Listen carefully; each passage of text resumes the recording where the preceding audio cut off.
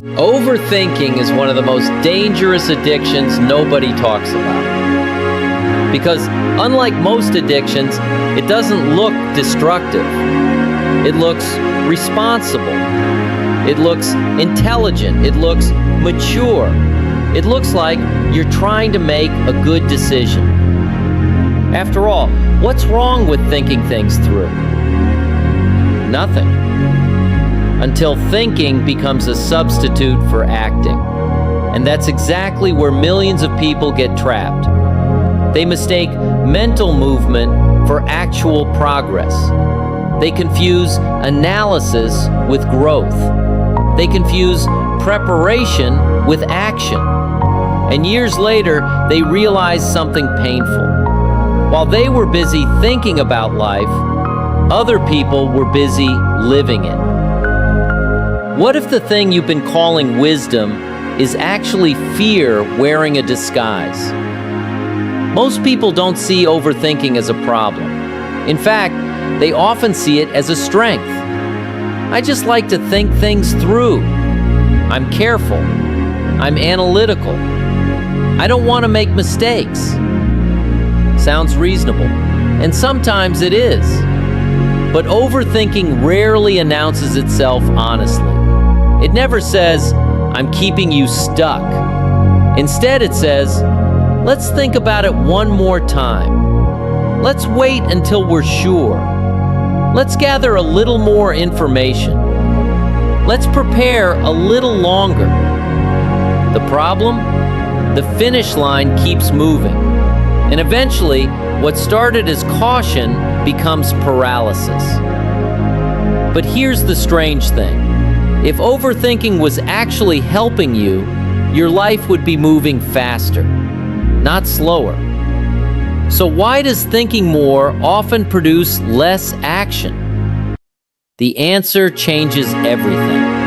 The real purpose of overthinking isn't finding answers. It's avoiding uncertainty. That's why people overthink decisions they already know the answer to. Deep down, most people already know what they need to do. Have the conversation. Start the project. Apply for the opportunity. Launch the channel. Leave the toxic situation. Become more disciplined. They already know. The issue isn't information. The issue is uncertainty. Because action introduces risk. And risk makes us uncomfortable. So the brain offers a deal. Keep thinking, keep analyzing, keep planning, and you won't have to face uncertainty yet. Your brain has one primary objective: survival. Not success, not purpose, not growth, survival. And from a survival perspective, uncertainty feels dangerous, even when it isn't.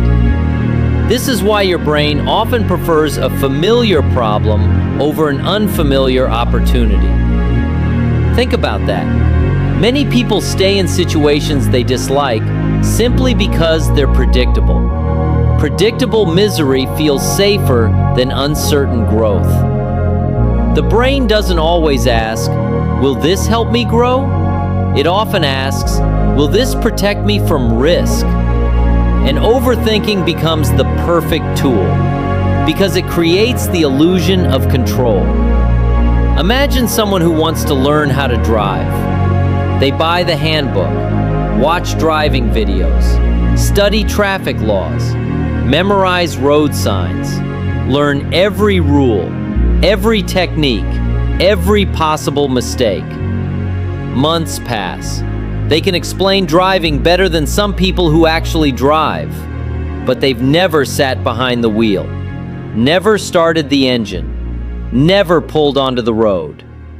So despite all their knowledge, they still can't drive. Why?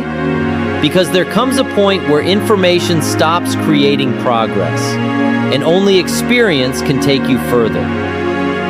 Life works the same way. Some lessons are waiting on the other side of action. There are lessons action can teach that thinking never can. This is why overthinkers often feel exhausted, because thinking consumes energy. Decision after decision, scenario after scenario, outcome after outcome. The mind runs simulations endlessly. What if this happens? What if that happens? What if it goes wrong? What if people judge me? What if I fail? The irony? Most of these imagined scenarios never happen, yet the emotional cost is real. The body experiences stress, the mind experiences pressure, and eventually people become tired from carrying problems that only exist in imagination. But there's something deeper happening. Most overthinkers aren't actually addicted to thinking. They're addicted to protection. Protection from failure. Protection from embarrassment. Protection from making the wrong choice. Protection from discovering they're not as capable as they hope. And without realizing it, they slowly build an identity around it. The careful one, the analyzer, the researcher, the planner, the person who always needs one more answer, one more opinion, one more guarantee. But underneath that identity is usually one uncomfortable truth. You don't trust yourself to handle uncertainty, so you keep trying to eliminate uncertainty completely. And that's a game nobody wins. Because uncertainty isn't a problem to solve. It's a condition of being alive. The people who grow aren't the people who eliminate uncertainty. They're the people who learn they can survive it. But the biggest danger of overthinking isn't stress. It's something much worse. It quietly steals confidence. And most people never realize it's happening.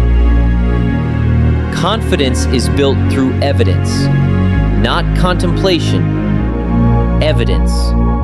You become confident by doing things, solving problems, keeping promises, surviving challenges, learning through experience. But overthinking interrupts that process, because every hour spent thinking is often an hour not gathering evidence. And without evidence, confidence never grows. That's why many overthinkers feel trapped. They're waiting for confidence before action, when confidence is actually produced by action. The thing they're waiting for is trapped on the other side of the thing they're avoiding. A man wants to become stronger. He spends months researching fitness, watching videos, comparing workout programs, studying nutrition, reading books. Meanwhile, another person begins with a simple routine. Nothing fancy, nothing perfect.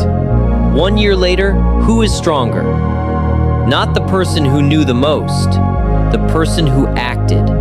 Because growth rewards movement, not merely understanding. Here's the contradiction. Overthinking feels productive because your mind is busy. But activity and progress are not the same thing. A rocking chair moves constantly, yet it goes nowhere. Many people spend years mentally busy while remaining physically stagnant. They mistake internal activity for external advancement. And because thinking feels productive, they never question it, until years pass and the cost becomes visible. Here's the truth. Overthinking is often fear disguised as preparation. Not always, but often. It's fear pretending to be wisdom, fear pretending to be caution, fear pretending to be responsibility. Because if you can keep thinking, you never have to risk failure, never have to risk rejection, never have to risk embarrassment. The problem is, you also never experience growth. The same wall that blocks pain blocks progress. The same wall that protects you from failure protects you from becoming who you're capable of becoming. One of the most repeated patterns in Scripture is movement before clarity. People are often given enough light for the next step, not the entire journey. Think about that. Rarely does God reveal every detail in advance. Why? Because certainty doesn't build faith. Trust does. Think about Moses. God didn't show him 40 years in the wilderness. He didn't reveal every battle, every setback, every complaint from the people. Instead, God gave him enough direction for the next step. A burning bush, a command, a promise. Then the path unfolded as he walked it. That's often how faith works. Not because God is hiding the future, but because he is developing trust. As Scripture says, "Your word is a lamp to my feet and a light to my path." Not a stadium light, not a floodlight for the next 10 years, a lamp. Enough light for the next step. And often, that's all God gives because that's all faith requires. Ancient wisdom consistently points people toward action, obedience, and movement rather than endless analysis. Not reckless action, faith-filled action. Imagine meeting yourself 10 years from now. One version spent the decade overthinking, planning, analyzing, researching, preparing, waiting. The other version made mistakes, adjusted, learned, failed, recovered, kept moving. Which version developed more wisdom? Which version gained more confidence? Which version became stronger? Which version has stories worth telling? Wisdom doesn't come from observing life. Wisdom comes from participating in it. And participation always requires action. Stop calling yourself an overthinker. Every identity becomes a prison eventually. The more you repeat, "That's just how I am," the harder it becomes to change. Instead, become someone who gathers evidence through action. A builder, a creator, a learner. A person who trusts experience more than endless speculation.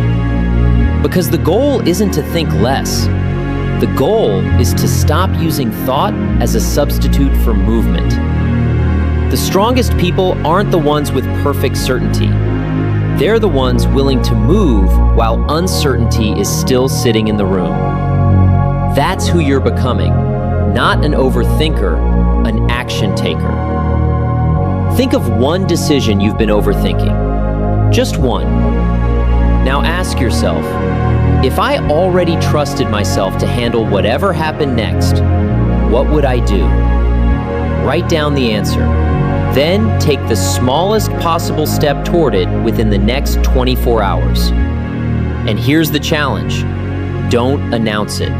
Don't wait for validation. Just act. Because confidence is built differently than most people think. It isn't built by thinking.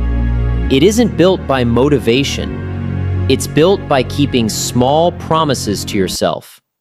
Every private act of courage becomes evidence. Evidence that you're capable. Evidence that you're growing. Evidence that you can handle uncertainty. And eventually, those small pieces of evidence become something powerful. They become belief. The greatest opportunities in your life will rarely come with complete certainty. They'll come with questions, risks, unknowns, and the temptation to wait. But one day you'll realize that overthinking never protected you from regret. In many cases, it created it. Because the life you want isn't waiting on better thoughts. It's waiting on a decision, a conversation, an application, a commitment, a first step.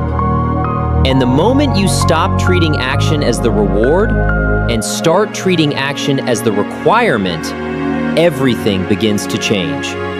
Because clarity doesn't usually come before movement. It comes because of movement. the confidence you're waiting for, the growth you're waiting for, the certainty you're waiting for. They're all waiting on the other side of a decision.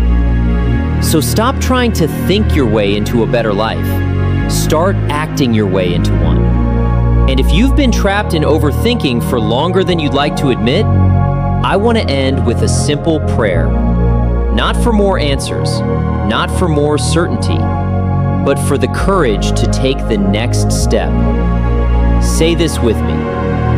Father, I confess that I've spent too much time looking for certainty where you've asked me for trust. I've waited for perfect clarity, perfect confidence, perfect conditions. And in the process, I've often delayed the very things you've placed in front of me.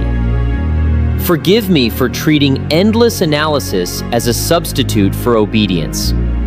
Forgive me for believing that if I could just think a little longer, I could somehow remove every risk from life. You never promised me certainty, but you have promised your presence. So today, I release my need to know everything before I move. I release the fear of making mistakes, the fear of failure, the fear of judgment, the fear of getting it wrong. Teach me to trust you with the unknown. Give me wisdom for the next step. Help me remember that courage is not the absence of uncertainty. It's moving forward even when uncertainty remains. Build in me the confidence that comes from obedience, the confidence that comes from experience, the confidence that comes from seeing your faithfulness again and again. And when I am tempted to retreat into overthinking, remind me that growth is found in movement, not merely in contemplation. Help me become someone who acts on what you say per time. Today, I choose trust over certainty, faith over fear, action over paralysis, and I place the next step into your hands. In Jesus' name, amen. If this message challenged you, don't let it become another video you agree with and then forget 5 minutes from now. Instead, make a decision. What's the one thing you've been overthinking? The conversation, the business, the application, the habit, the first step. Whatever it is, commit to it today. And if you made that decision while watching this video, type "I choose action" in the comments. Not for me, for yourself. Because sometimes the first act of courage is making a decision and putting it into words. Then, within the next 24 hours, take one small step toward it. No perfect plan, no perfect timing, just one step. That's how confidence is built. And if this message gave you a new perspective, take a second to like this video. It helps this message reach someone else who's been trapped in overthinking and needs the reminder to move. If you're serious about becoming someone who thinks clearly, lives intentionally, and grows in both wisdom and faith, subscribe and join this community. Every week, we're exposing another mindset that's quietly holding people back and replacing it with timeless truth, practical psychology, and biblical wisdom that leads to real transformation. Our next conversation goes even deeper. And if today's message resonated with you, you won't want to miss it. Until then, remember this: your future isn't waiting for another thought. It's waiting for a decision. One last thing. If today's video exposed why you overthink, the video on your screen will show you why you keep waiting for the right time and why that perfect moment never comes. Watch it next. It might be the conversation that finally gets you moving. I'll meet you there.